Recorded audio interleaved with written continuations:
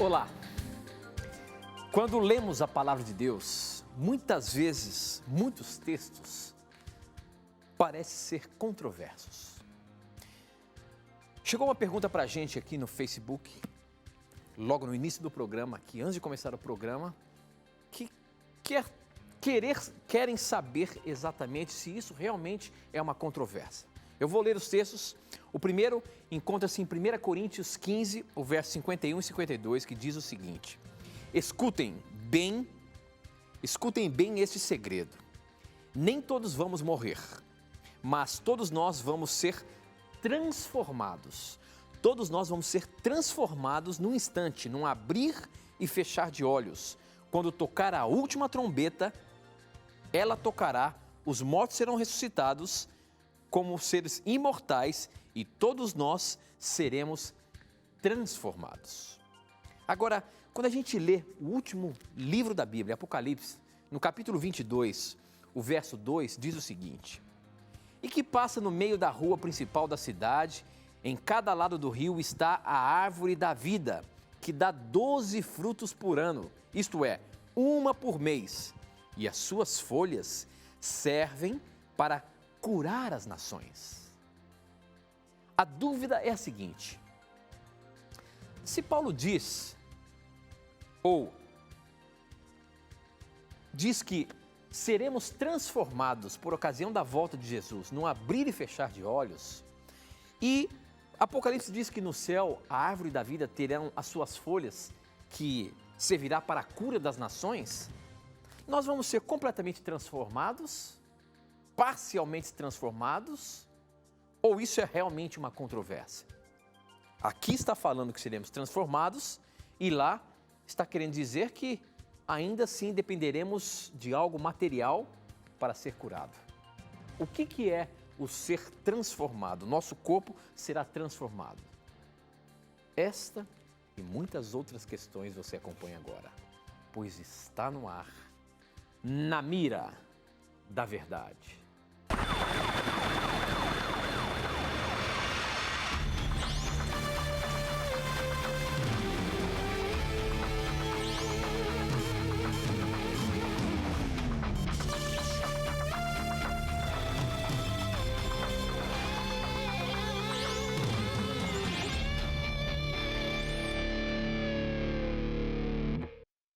Seja muito bem-vindo, estamos começando mais um programa Na Mira da Verdade. Já nos conectamos com o Brasil e o mundo através das ondas do rádio, da internet e da TV Novo Tempo espalhada por todo o nosso país e também em outras partes do mundo.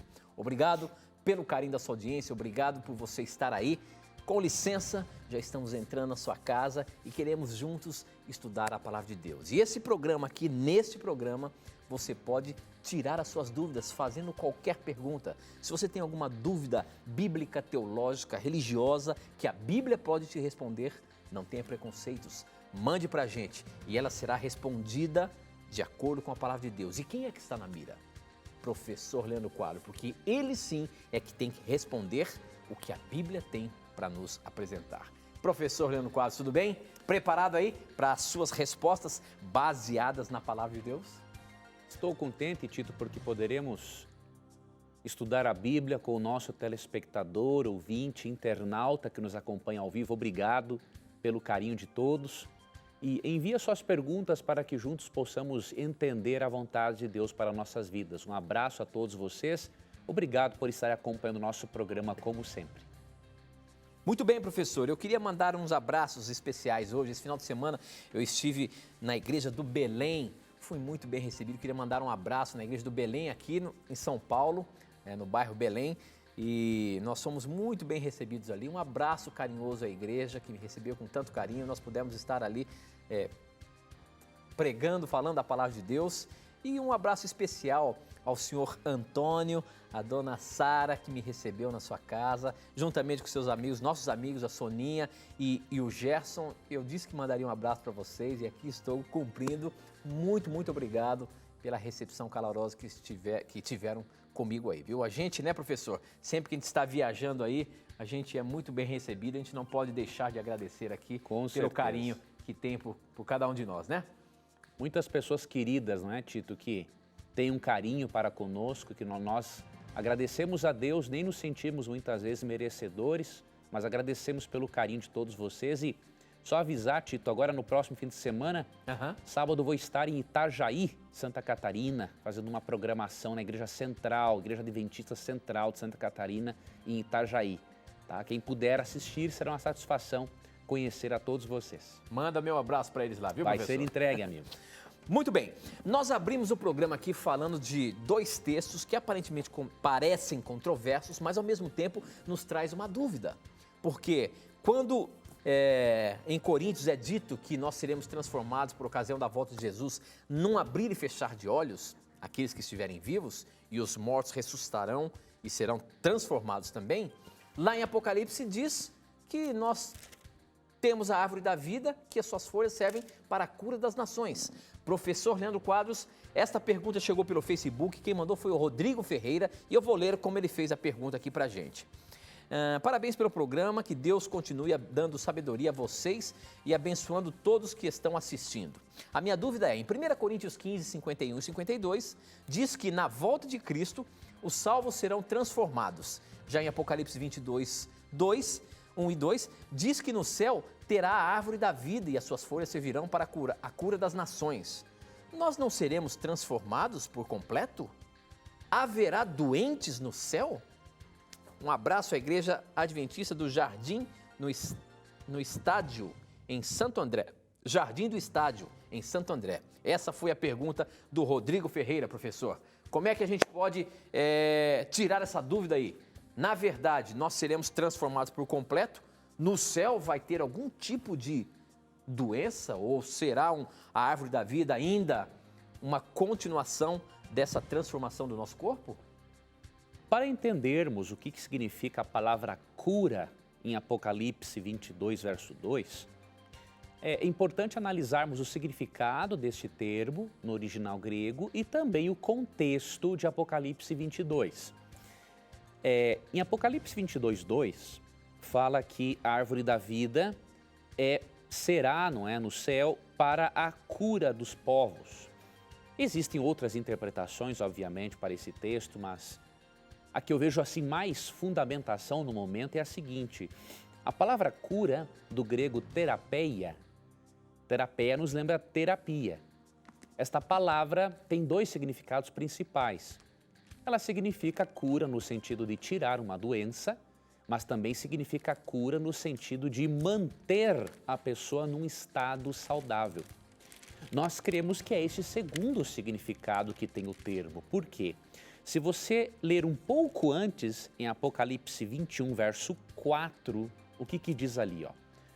E lhes enxugará dos olhos toda a lágrima, e a morte já não existirá, já não haverá luto, nem pranto, nem dor, porque as primeiras coisas passaram. Esse texto diz que Deus vai acabar com todo tipo de sofrimento, com a morte, não vai mais haver luto, pranto, dor, ou seja, tudo aquilo relacionado ao pecado e que é ruim, não é? Obviamente, tudo aquilo relacionado a doenças não existirá mais. Então, se no capítulo 21, verso 4 diz que Deus vai acabar com tudo aquilo que é ruim para a humanidade, acabando, obviamente, com o pecado e as suas consequências, cremos que o termo cura, obviamente, tem que ter o significado de terapia, no sentido de manter num estado saudável. É óbvio, 1 Coríntios 15, quando fala da transformação dos vivos, ali fala realmente que os vivos serão transformados na ressurreição, mas no momento em que formos para o céu, amigo telespectador, ouvinte e internauta, nós vamos comer da árvore da vida para nós também atingirmos a plenitude do desenvolvimento. Nós teremos sido sim transformados por ocasião da volta de Cristo, mas a plenitude, para atingirmos a estatura da plenitude de Cristo, como diz Filipenses 3, 20 e 21, obviamente que isso leva um tempinho, e isso também, é por isso também da necessidade da árvore da vida. É óbvio, a árvore da vida é um símbolo da eternidade e da saúde que Deus dará aos seus filhos. Porém, não é simplesmente uma representação, a árvore da vida é real, ela existiu no Jardim do Éden, nossos primeiros pais comiam da árvore da vida para perpetuarem a existência deles, e o que a Bíblia promete é que nós voltaremos a comer da árvore da vida para continuarmos mantendo o nosso estado de saúde, continuarmos mantendo a nossa eternidade com Deus. Então não seria uma contradição se nós analisarmos o significado do termo no original grego e também o contexto que está aqui em Apocalipse 21, verso 4. Muito bem, professor. Muito bem, o nosso programa está apenas começando.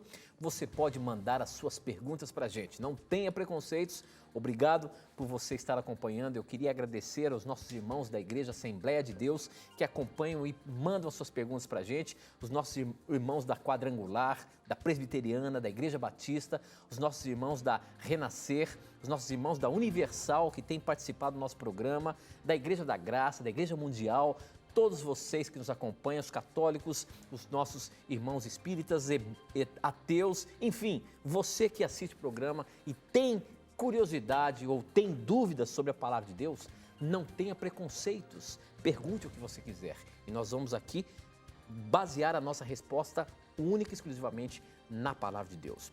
Para você participar do programa, você tem diversas formas. Você pode mandar a sua pergunta por SMS. Nosso número é 12 981510101. Elas não param de chegar o tempo todo. Você pode também mandar as suas perguntas pelas redes sociais. No Facebook, namiradaverdade.nt é o nosso endereço. No Twitter, @namiradaverdade. Mas eu convido você também a acessar o nosso blog, novotempo.com/namiradaverdade. Ali você vai ver que do lado direito, dizendo que o programa está no ar, você pode fazer a sua pergunta, que ela também chega instantaneamente aqui para mim, tá bom? Então, você tem várias formas de participar. Mande a sua pergunta, mande a sua dúvida para a gente e vamos colocá-la na mira da verdade. Bom, essa aqui chegou pelo nosso SMS. Deixa eu ver se tem um nome aqui. Não tem o nome da pessoa. A pergunta é a seguinte, professor. Quero que o professor Leandro Quadros me explique o que está escrito em Jeremias, capítulo 20, os versos 14 até o 18. Eu já abri aqui esse texto enquanto você estava falando aí, professor, para colocar essa pergunta na mira. Pode ler para nós, Tito. Aparentemente, professor Leandro Quadros, isso aqui é um texto onde o autor parece que está em depressão. Porque olha só o que ele diz aqui em Apocalipse 20, dos versos 14 até o 18. Maldito seja o dia em que eu nasci. Esqueçam o dia em que a minha mãe me deu à luz. Maldito seja o homem que alegrou o meu pai quando lhe deu essa notícia. É menino, você tem um filho? Que esse homem seja como as cidades que o Senhor Deus destruiu sem dó. Que ele ouça gemidos de dor pela manhã e gritos de batalha ao meio-dia. Porque não me matou antes de eu nascer? Pois assim a barriga da minha mãe teria sido a minha sepultura e eu nunca teria nascido. Por que nasci? Será que foi só para ter tristeza e dor e acabar a minha vida em desgraça? Olha só o texto que está aqui em Jeremias, no capítulo 20, os versos de 14 a 18, professor. Isso aqui é o quê? Jeremias aqui está sofrendo de depressão? O que quer dizer esse texto, meu amigo? Aqui, na verdade, Jeremias, ele está expressando a sua tristeza, a sua frustração pelo chamado profético que ele recebeu e ter que suportar tanto sofrimento, né? Então, o que acontece? Ele está aqui amaldiçoando o dia que ele nasceu, porque ao ele aceitar esse chamado profético, não é? Ele passou por muitas dificuldades, né? Ele levou a mensagem de Deus para o povo, ele foi espancado, foi rejeitada a sua mensagem. Ele escreveu até um livro, Lamentações de Jeremias, onde ele lamenta constantemente a sorte do povo de Israel, a rejeição deles para com a mensagem divina. Então a Bíblia retrata aqui o desabafo do profeta, mostrando para nós o quê? Todo ser humano tem momentos de desespero, tem momentos de desabafo. Agora, o que nós devemos fazer nesses momentos é como Jeremias fez. Além de demonstrar um coração sincero e expressar realmente a tristeza pelo que está ocorrendo, no verso 13, ele disse o seguinte, ó: cantai ao Senhor, louvai ao Senhor, pois livrou a alma do necessitado das mãos dos malfeitores. Ele estava chateado, sim, triste, desesperado por seu chamado profético, ele tem que enfrentar tantas coisas. Mas ao mesmo tempo ele tinha fé em Deus, de que Deus estava com ele. É o mesmo que nós devemos fazer. Muito bem, professor. Uma das perguntas que chegou aqui pelo nosso blog, quem mandou foi o MacGyver de São Felipe, São Paulo. Deixa eu ver se é isso mesmo. Isso, São Felipe. Não, Cabo Verde. A pergunta dele é a seguinte: se o sábado é tão importante, por que então não há um mandamento sequer para guardá-lo desde Adão até Moisés? Professor Leandro Quadros, o sábado só começou a ser válido a partir do momento em que Deus escreveu com o seu dedo as tábuas de pedra? Vamos lá, querido telespectador, primeiramente, o sábado é sim um mandamento muito importante. Você quer ver uma coisa? Vou ler um texto para você. Eu vou fazer aqui uma outra abordagem, um pouquinho diferente da que eu costumo fazer. Eu vou ler para você aqui o 4º mandamento e quero fazer uma análise com você para você perceber que esse é um mandamento importante, sim. Êxodo capítulo 20, versos 8 a 11, dizem assim: lembra-te do dia de sábado para o santificar. 6 dias trabalharás e farás toda a tua obra, mas o 7º dia é o sábado do Senhor teu Deus. Aí fala, não fazer nenhum trabalho e tudo mais. No verso 11 dá a razão pela qual Deus deu o mandamento do sábado. Porque em 6 dias fez o Senhor os céus e a terra, o mar e tudo o que neles há, e ao 7º dia descansou. Por isso o Senhor abençoou o dia de sábado e o santificou. Meu irmão, o 4º mandamento é o único dos 10 que identifica a Deus como o Criador do nosso planeta. Eu lhe pergunto, como que não vai ser importante um mandamento desses? Veja, o sábado contém as 3 características de um selo. No passado, os reis tinham um selo, não é? Um anel com o qual eles carimbavam e davam autenticidade a um documento. Este selo tinha o nome, a função e a jurisdição do seu proprietário. O sábado tem essas 3 coisas: nome, Senhor Deus, não é? Função, Criador, fez o céu e a terra e o mar. Jurisdição, o céu, a terra, o mar e as fontes das águas. Veja, dos 10 mandamentos é o único que mantém na mente do ser humano que Deus é o Criador. Olha, se isso não é um mandamento importante, então eu não sei mais o que é importante. É o único mandamento dos 10 que nos mostra que não estamos no mundo por acaso, que não estamos no mundo por causa da macroevolução das espécies. Dos 10 mandamentos, é o único que leva a mente do pecador para o Deus Criador. Como que você vai dizer que não é importante, meu irmão? Na minha opinião, lógico, não estou dizendo que você fez isso, mas o diabo tem tirado a importância do 4º mandamento da mente das pessoas, por meio de argumentos aparentemente bíblicos, mas que são, na verdade, falsos. Veja, que motivação um cristão vai ter para lembrar de Deus como Criador do universo guardando o domingo? Não tem motivação nenhuma.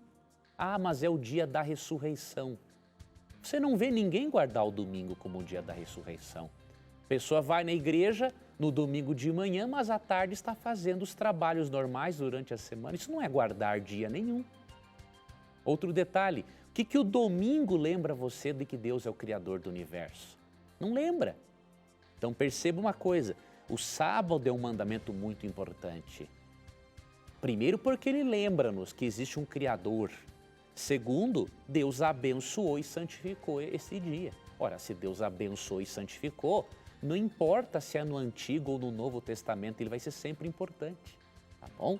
Então, resumidamente é isso, avalie com carinho esta sua afirmação e em outras oportunidades, com certeza, vamos estudar outros aspectos da sua pergunta, para você perceber que o mandamento do sábado existiu desde o Gênesis e foi aí, e existirá até o momento ali no livro do Apocalipse, tá bom? A palavra de Deus não muda, né? Infelizmente, os seres humanos a interpretam mal e acabam privando-se de um relacionamento ainda melhor com o Criador por interpretarem as Escrituras de uma maneira equivocada.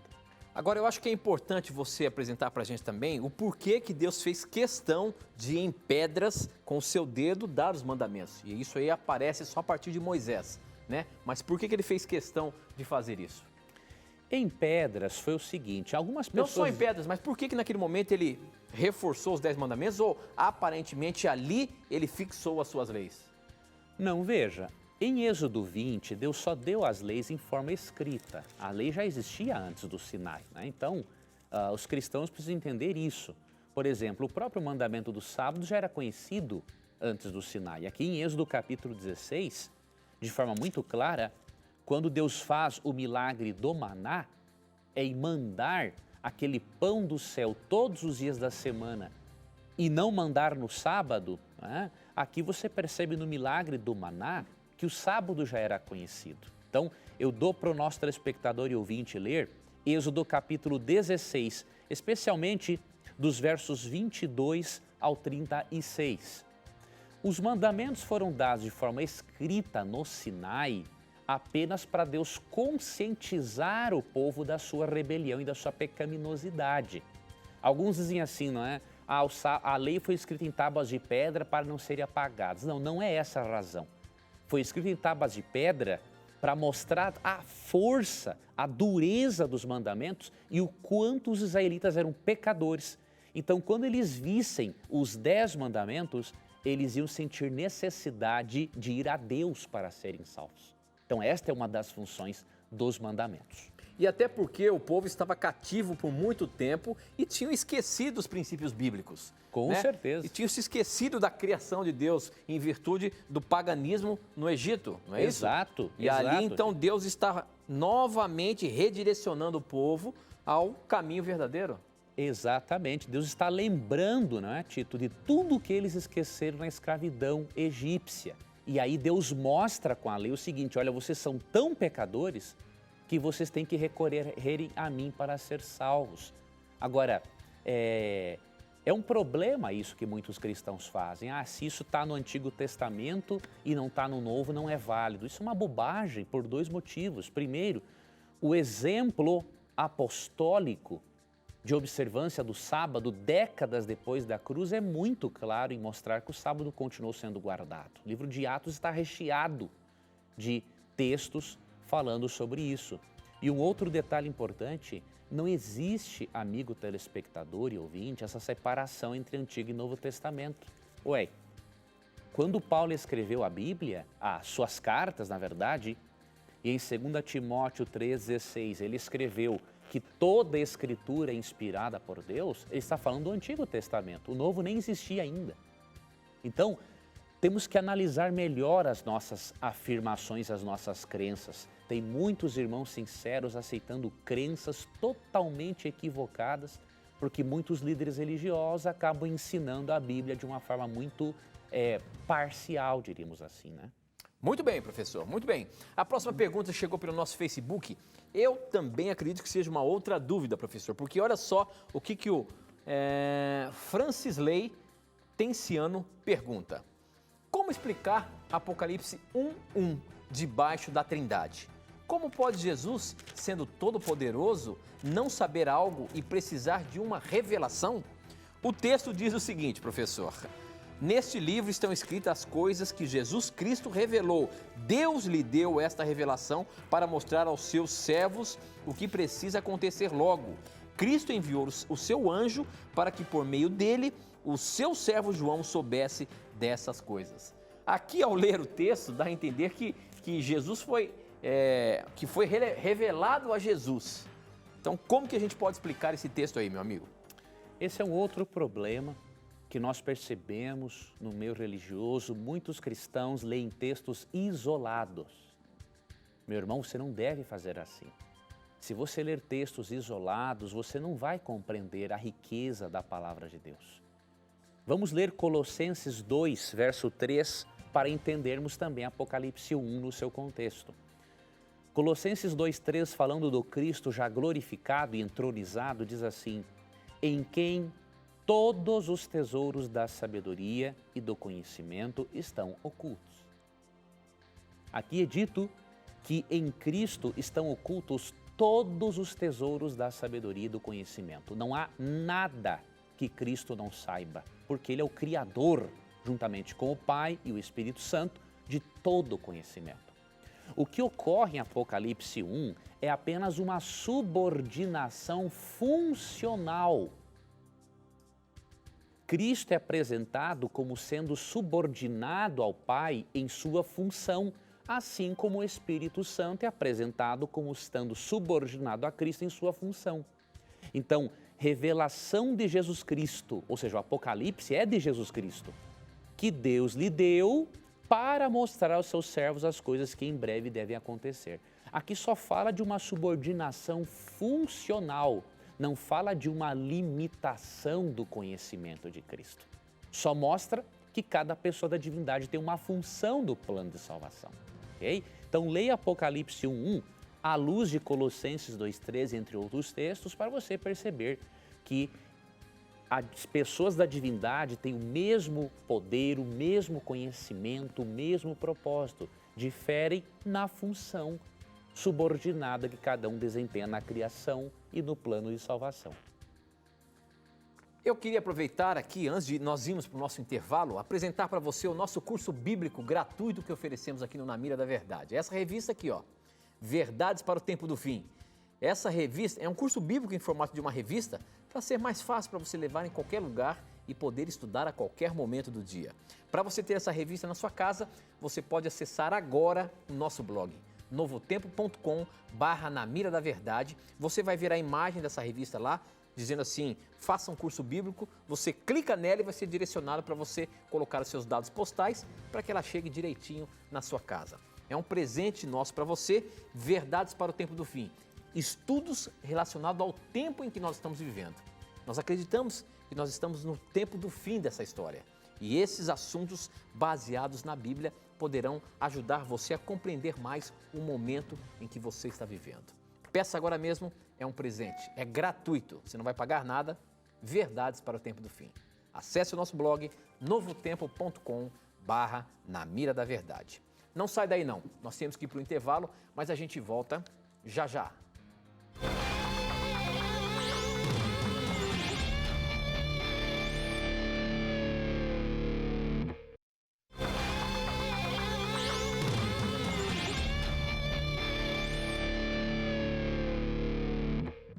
Olá, estamos de volta, agora são 9h33, estamos ao vivo aqui pela TV Novo Tempo e Rádio Novo Tempo, apresentando este programa Na Mira da Verdade, um programa de perguntas e respostas bíblicas, que a gente tem uma frase aqui muito impactante: se você tiver a coragem de perguntar, a Bíblia terá coragem de responder. Portanto, não tenha preconceitos, é você quem faz o programa. São as suas perguntas, as suas dúvidas que fazem o programa acontecer e todos nós somos beneficiados porque aprendemos da Palavra de Deus. Então eu quero convidar você a mandar as suas perguntas e você tem várias formas para participar. Através do SMS, o número é 12 98151 0101, eu recebo aqui na hora. Pelo nosso Twitter, @Na Mira da Verdade, você pode mandar a sua pergunta para a gente, objetiva, porque o Twitter é curto. Pelo Facebook, namiradaverdade.nt e no nosso blog novotempo.com/Na Mira da Verdade. Essa pergunta chegou pelo Twitter, quem mandou foi o Rogério da Silva Lima e a pergunta dele é a seguinte: Professor Leandro Quadros, em Mateus 17:4, Pedro pergunta se pode fazer tendas para Jesus, Moisés e Elias. Como que Pedro sabia que eram eles que estavam aí, uma vez que Pedro não o conheceu? Eles foram antepassados? Como é que ele sabia que era Moisés e Elias que estavam ali com Jesus na transfiguração, meu amigo? Pelo seguinte, eles eram próximos de Jesus e, obviamente, quando Jesus se transfigurou na presença deles, assumindo a sua forma gloriosa, Jesus já o fez porque eles eram os mais íntimos ali de Cristo.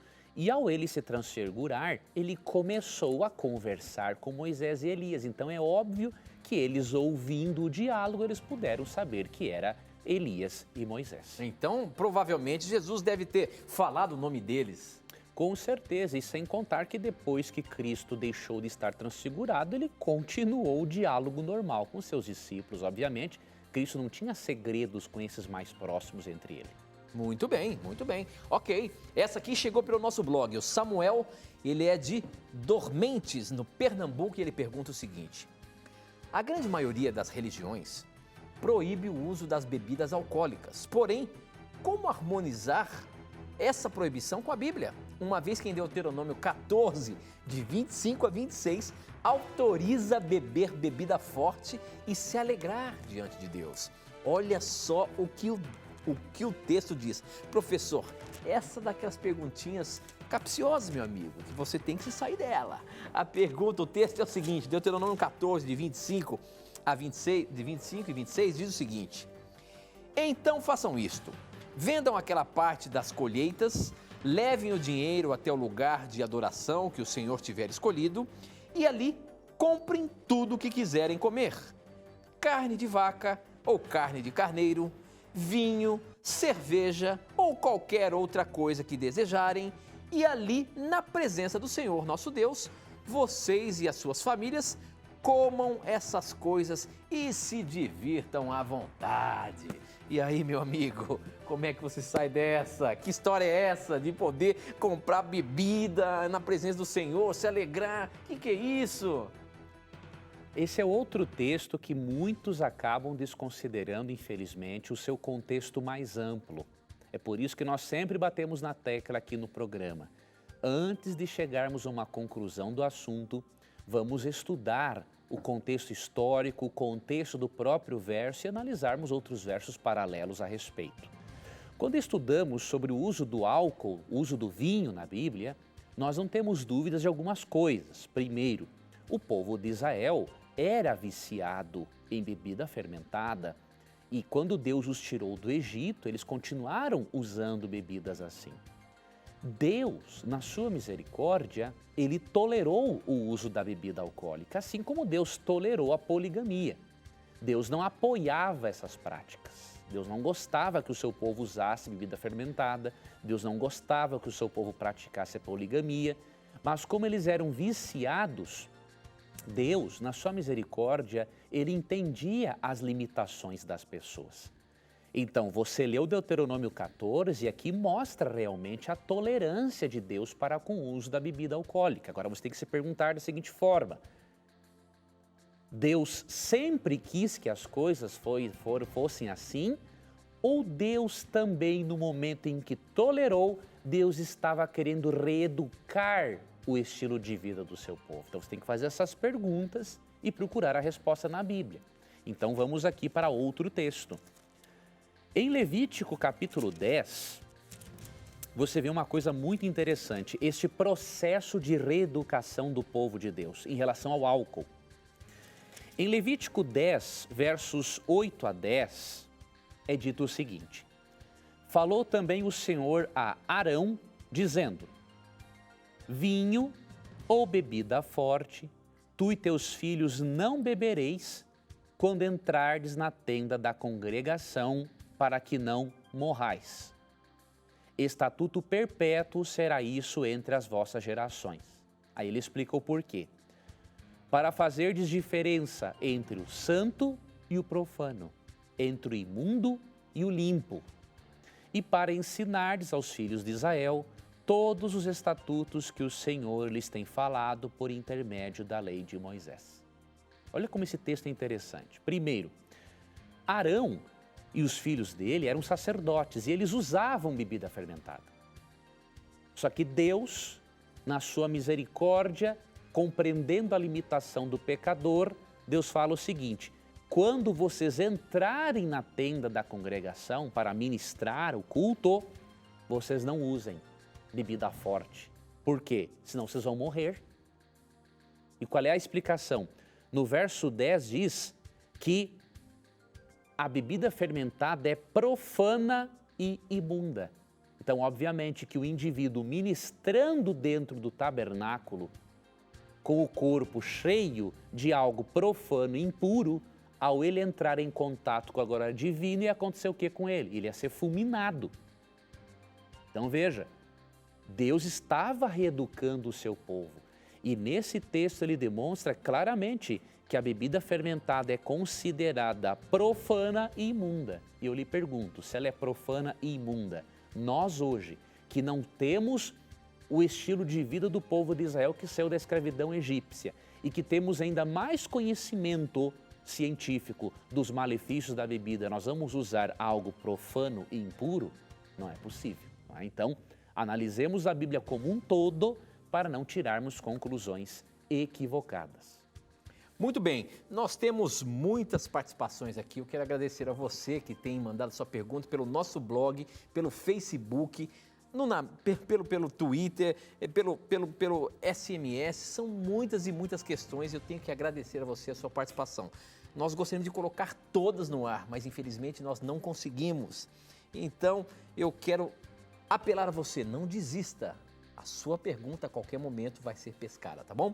Como por exemplo essa do Maurício, ele é de Óbidos, lá no Pará, e a pergunta dele é a seguinte, professor: o que a Bíblia fala sobre a homossexualidade? Primeiramente, não há dúvidas de que a Bíblia não aprova a homossexualidade. Isso aí ninguém tem dúvida, né? Por isso eu queria mostrar, na verdade, a esperança bíblica para o homossexual. Por quê? Deus não faz distinção de pessoas, como diz Romanos 2, verso 11. Deus não faz acepção de pessoas. Deus não ama alguém mais ou menos por ser homo ou heterossexual. O amor de Deus pelo pecador é o mesmo.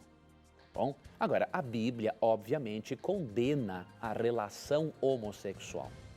Não há dúvidas. Gênesis 2, 22 a 24 mostra que o padrão de relacionamento criado por Deus é o heterossexual. Levítico 18, 22 proíbe a homossexualidade. Romanos 1, 26 a 28 proíbe tanto a homossexualidade masculina quanto o lesbianismo, né? Então, a Bíblia é clara sobre isso. Agora, eu queria mostrar para você a esperança de Deus para o homossexual. Por quê? Há várias pessoas que têm as tendências homossexuais e que querem viver dentro dos planos de Deus. E quem não quer é porque ainda não conheceu os planos de Deus para a vida dele. Pode ter certeza, o amor de Deus é o mesmo. Queira ou não você viver dentro dos planos de Deus em relação a este assunto. Okay? O amor de Deus por você é o mesmo, Deus vai continuar atuando na sua vida, porque Deus quer que você seja feliz. E Ele sabe o tipo de relacionamento sexual que vai ser melhor para a sua saúde e para a sua felicidade. O apóstolo Paulo, em 1 Coríntios 6, verso 11, ele mostra a esperança que o Evangelho apresenta para a pessoa que é homossexual ou que tem tendências homossexuais. Nos versos 9 e 10, ele menciona a proibição de Deus, a desaprovação de Deus à homossexualidade. Mas no verso 11 percebemos a esperança do Criador. Vou ler 1 Coríntios capítulo 6, verso 11 para você. Tais fostes alguns de vós. Ou seja, se você ler os versos 9 e 10 no contexto, você vai perceber que alguns dos coríntios haviam sido homossexuais no passado. Haviam praticado a homossexualidade. Então Paulo está falando disso. Tais fostes alguns de vós, ou seja, homossexuais. Mas vós vos lavastes, mas fostes santificados, mas fostes justificados em o nome do Senhor Jesus Cristo e no Espírito do nosso Deus. Que texto bonito. Paulo diz assim, olha, no passado realmente vocês foram homossexuais, mas por meio de Jesus e da fé em Jesus, vocês foram lavados. Deus não considera mais você um pecador. Vocês foram santificados, foram transformados, foram justificados, foram perdoados em nome do Senhor Jesus Cristo e no Espírito Santo. Por isso, meu amigo e minha amiga, não importa se você é hétero ou homossexual, o Evangelho é para você.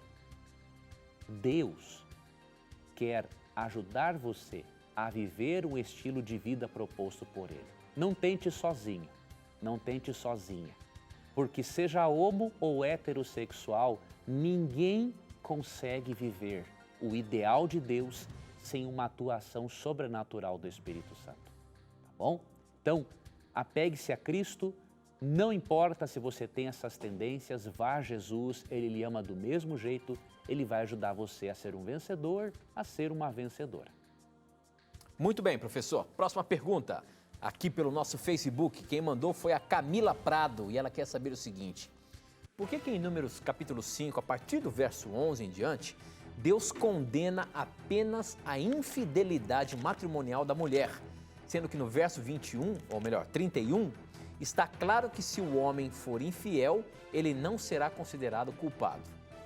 Professor, é isso mesmo que o texto está querendo dizer? Por que só a mulher era condenada por questão de adultério e o homem não? Não, na verdade, quando analisamos a Bíblia de uma forma mais ampla, isso ocorria, a condenação do adultério era tanto para o homem quanto para a mulher. Esse texto aqui, professor, eu acabei lendo ele aqui, na hora que você estava falando, na verdade, o que ele fala aqui, a partir desse trecho do verso 11, é quando a mulher, ou quando o homem ficava desconfiado de que a mulher teve alguma relação sexual com o homem. Ele vem dizendo aqui, nessa desconfiança, o que vai acontecer com ela, ele tem que ir lá prestar um sacrifício, enfim. Eu não entendi muito bem essa questão aí não, professor, com relação ao marido. Qual é o texto mesmo, a referência? É número 5, a partir do verso 11 em diante. Vamos dar uma olhada aqui. O título do texto na Bíblia é o seguinte: como saber se a esposa é fiel ou não? Já sei qual é a situação. Aqui é o seguinte, ó, vamos ler aqui o texto, número 5, 11 em diante. Disse mais o Senhor a Moisés: fala aos filhos de Israel e diz-lhes: se a mulher de alguém se desviar e lhe for infiel, de maneira que algum homem se tenha deitado com ela e for oculto aos olhos do seu marido, e ela o tiver ocultado, havendo-se ela contaminado, e contra ela não houver testemunha, e não for surpreendida em flagrante, e o espírito de ciúmes vier sobre ele, e de sua mulher tiver ciúmes, por ela se haver contaminado, ou tiver, não se havendo ela contaminado, então esse homem trará sua mulher perante o sacerdote, e juntamente trará sua oferta por ela, 1/10 de efa de farinha de cevada, sobre a qual não deitará azeite, nem sobre ela porá incenso, porquanto é oferta de manjares de ciúmes, oferta memorativa que traz a iniquidade à memória. O sacerdote fará chegar e a colocará perante o Senhor. O sacerdote tomará a água santa num vaso de barro, também tomará do pó que houver no chão do tabernáculo e o deitará na água. Apresentará a mulher perante o Senhor e soltará a cabeleira dela, e lhe porá nas mãos a oferta memorativa de manjares, que é a oferta de manjares dos ciúmes.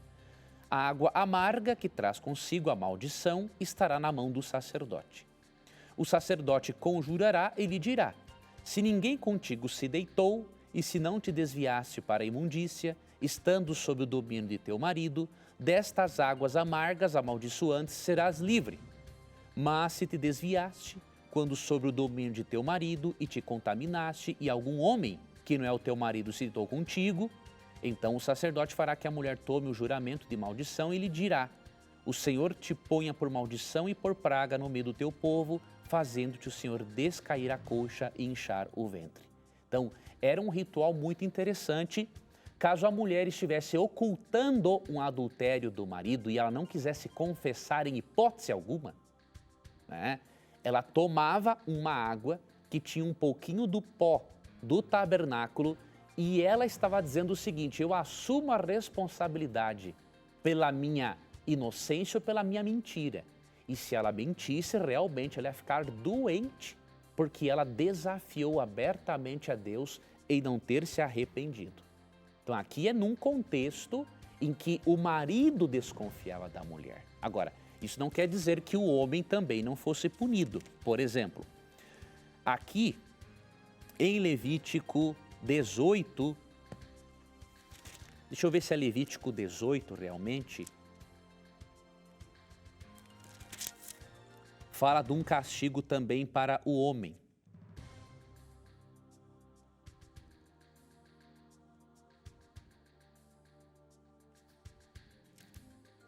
Deixa eu ver se é o capítulo, de repente, é o capítulo 20, eu acho.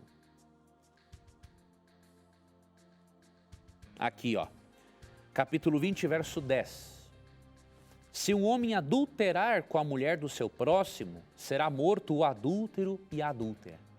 Então, percebeu? Se fosse pego em flagrante, óbvio, Deus perdoava os pecados, mas o povo de Israel era muito mau. Então, o que acontece? Eles desafiavam até abertamente. Então, Deus falou aqui que se fosse pego em flagrante, os dois eram mortos. Então, a penalidade era para o homem também. Você não pode ler somente um aspecto do texto bíblico. Muito bem, professor. Essa próxima pergunta, esse SMS que chegou aqui, eu fico vibrando quando chega perguntas. Eu vou ler para você ver, olha.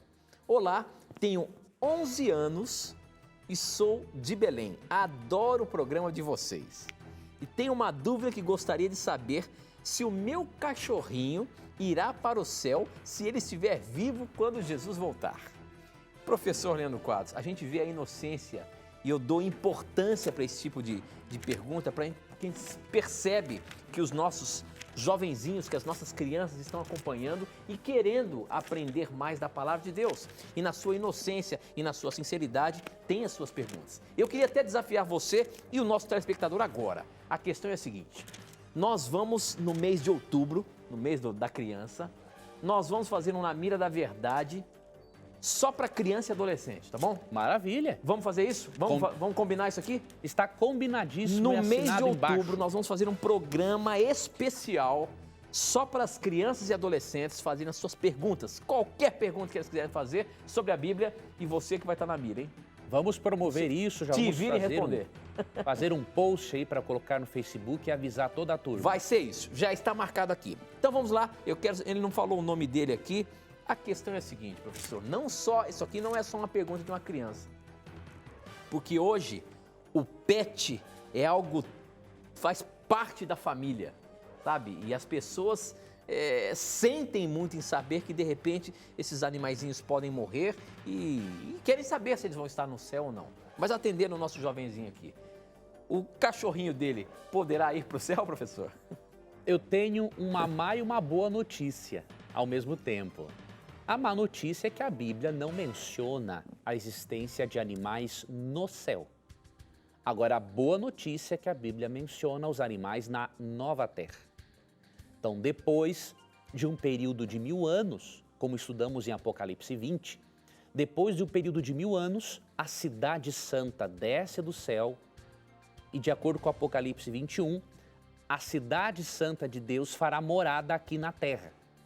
Nessa terra restaurada, depois dos 1000 anos, os animais são mencionados sim, tá bom? Então vou ler Isaías, tem outros textos, vou ler apenas este. Isaías capítulo 11, versos 6 a 9, a 8. O lobo habitará com o cordeiro, e o leopardo se deitará junto ao cabrito. Veja, os animais deixarão de ser carnívoros. Eles se tornaram carnívoros depois do pecado. O bezerro, o leão novo e o animal cevado andarão juntos e um pequenino os guiará. Percebeu? Você que agora tem 11 anos, crianças poderão estar com os animaizinhos que uma vez eram ferozes e não serão mais. A vaca e a ursa pastarão juntas e as suas crias juntas se deitarão. O leão comerá palha como o boi.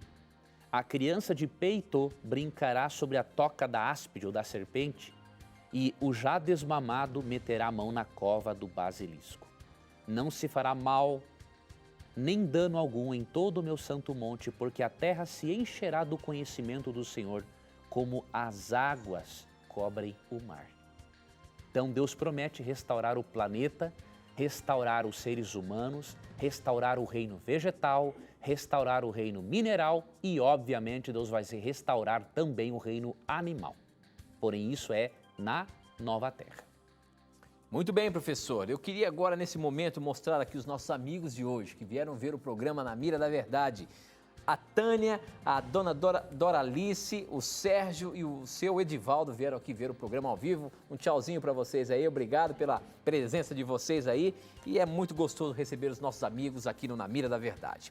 Professor, o nosso tempo está correndo, temos 3 minutinhos e eu gostaria de colocar uma pergunta que vamos ver se você consegue responder nisso. Olha só, quem mandou foi o Dinei, e essa pergunta pelo nosso blog, ele diz o seguinte: no livro de Números, no capítulo 15, os versos 32 a 36, vemos que um homem foi apedrejado por transgredir o sábado. Vemos que Deus mandou a congregação apedrejar aquela pessoa que transgrediu o sábado. Mas Jesus reprovou a condenação por apedrejamento no seu ministério. Por que Deus agiu de uma forma na época de Moisés e de outra forma com Maria Madalena? Olha só a questão, professor. Veja, Jesus em hipótese alguma reprovou o apedrejamento em si como pena capital.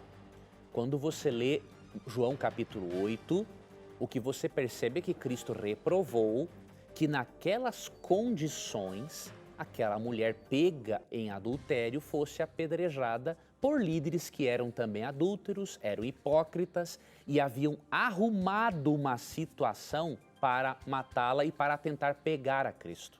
Ué, então você está querendo dizer que Deus concorda com o apedrejamento, meu amigo? Com certeza. O apedrejamento foi uma pena capital instituída por Deus na época, né? Então, veja bem que coisa importante. Nós não podemos fazer essa distinção entre Deus do Antigo Testamento e do Novo Testamento. Isso é um absurdo. E que Jesus falou em João 10, verso 30. Eu e o Pai somos um. E em João 14, 8 e 9, ele falou o seguinte, que quem vê a ele vê o Pai. Então, na verdade, foi Cristo quem deu esta lei no Antigo Testamento. O que ele fez foi não aprovar a forma como aquilo era utilizado. Por quê? Em Números 15, envolveu um ato de rebelião aberta contra Deus. Não um ato de fraqueza humana como foi com aquela mulher. Deus havia avisado no versos 30 e 31 que se alguém desafiasse a Deus, ele seria morto. Esse indivíduo não foi morto simplesmente porque transgrediu o sábado. Ele foi morto porque abertamente ele fez o seguinte: eu faço o que eu quiser e Deus não tem nada a ver com isso. Então ele foi morto pelo seu pecado atrevido. Até o próprio contexto é muito claro. Verso 30, ó. Mas a pessoa que fizer coisa atrevidamente, quer seja dos naturais, quer dos estrangeiros, injuria ao Senhor. Tal pessoa será eliminada do meio do seu povo. Veja, o camarada que estava pegando lenha no sábado, ele o fez por atrevimento, para desafiar a Deus. Aquela mulher em João 8, fizeram uma circunstância, armaram uma situação para ela ser pega em adultério. Ela tinha uma fraqueza humana, ela não foi atrevida. Então, não são duas atitudes diferentes de Deus. Foi o mesmo Cristo que agiu daquela forma em João 8, foi o Cristo que agiu desta forma em Números capítulo 15. Ok, professor. Muito bem. Com essa, nós terminamos o programa de hoje e a gente se encontra na quarta-feira, se Deus quiser.